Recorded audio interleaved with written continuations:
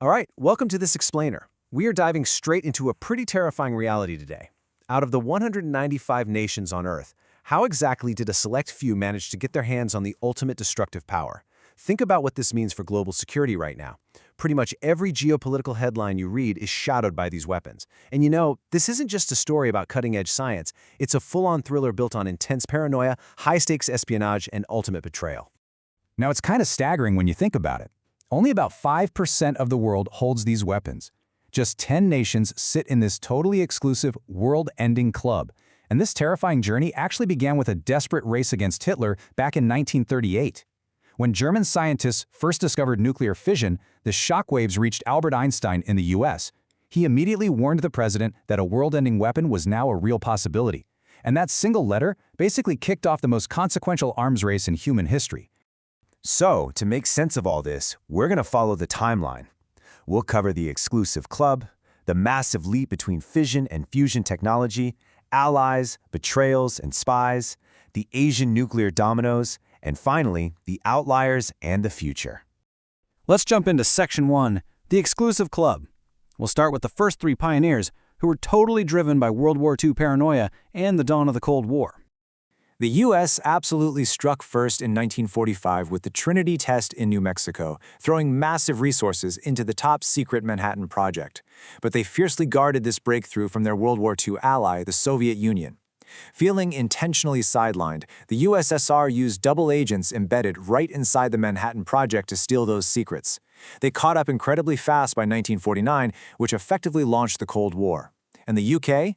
Well, they had shared all their early research with the US under the Quebec Agreement, only to get completely cut off from the data after the war.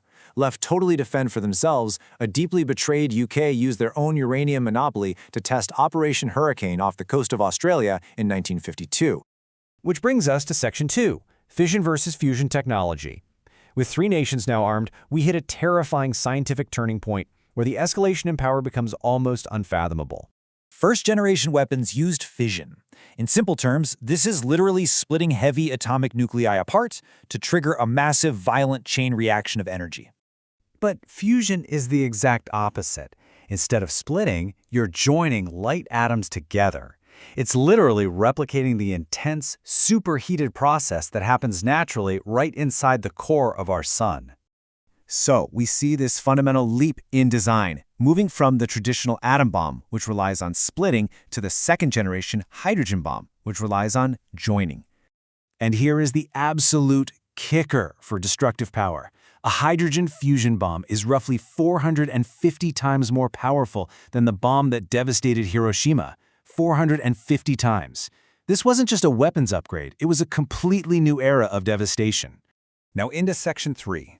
Allies, betrayals, and spies. Following that insane scientific escalation, the technology spread like wildfire, heavily fueled by national humiliation and broken alliances. You really have to look at the underlying motives here. International pressure during the 1956 Suez Crisis pushed France into a corner. Threatened by the Soviets and economically squeezed by the US over oil, a humiliated France realized they absolutely needed an independent deterrent. They sourced uranium from African colonies and tested a bomb by 1960. Meanwhile, China was facing atomic threats from the US during the Korean War. They initially had Soviet help, but a bitter ideological fallout between Chairman Mao and Soviet leader Khrushchev changed everything. The Soviets pulled their scientists out in June 1959. Taking this as a direct challenge, China found its own uranium and ran an independent test in 1964. And get this, they pointedly named the test 596, literally a spiteful slap in the face to Russia, referencing the exact year and month they were abandoned. That brings us to Section 4, the Asian nuclear dominoes. This is where one single action triggers an immediate and permanent reaction. India's bitter 1962 border war loss to China created a total do-or-die mindset. Under the guise of peaceful energy, they acquired reactors and shocked the world with their 1974 Smiling Buddha test, flat out refusing to sign non-proliferation treaties. But that single event directly drove Pakistan, who was already reeling from a 1971 war that lost them East Pakistan, which is now Bangladesh, to respond. Supported by a complex network, Pakistan eventually matched India, responding to new Indian tests with their own successful detonations in the Chaga Mountains in 1998. It was just a tragic, inevitable escalation. But how Pakistan achieved this is just wild, and it explains exactly how these weapons got to some of the most unstable regions we hear about today. It all relied on an incredible espionage operation by Dr. A.Q. Khan. While working in Holland, he secretly stole highly classified uranium enrichment blueprints. He used them to build a clandestine program back home. The craziest twist? In 2004, Dr. Khan confessed on national TV to taking this stolen tech and selling it across the globe, specifically to North Korea, Libya, and Iran. That one act permanently changed the modern geopolitical map. Finally, Section 5, Outliers and the Future. By the late 20th century, isolated nations started forming a shadow network to guarantee their own survival. It's amazing how interconnected this gets. Early on, France secretly helped Israel develop a program to counter regional threats. Then, looking for strategic partners, Israel shared research and weapons tech with an internationally isolated apartheid-era South Africa in exchange for uranium.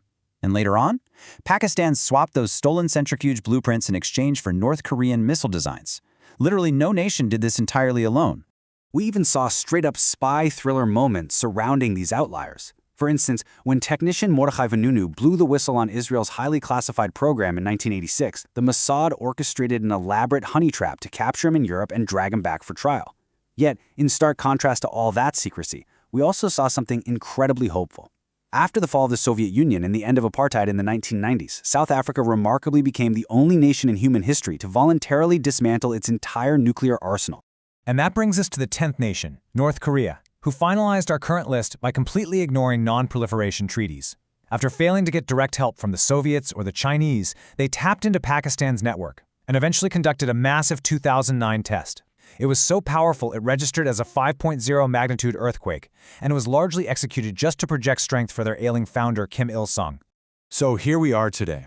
With Israel currently pressuring a near-ready Iran and Saudi Arabia declaring outright that they'll match any Iranian nuclear progress step for step, we have to ask ourselves, will the world's most exclusive, dangerous club stay at 10 members for much longer? Or are the dominoes still falling? Thanks for joining me on this explainer. Keep asking questions, and I'll catch you next time.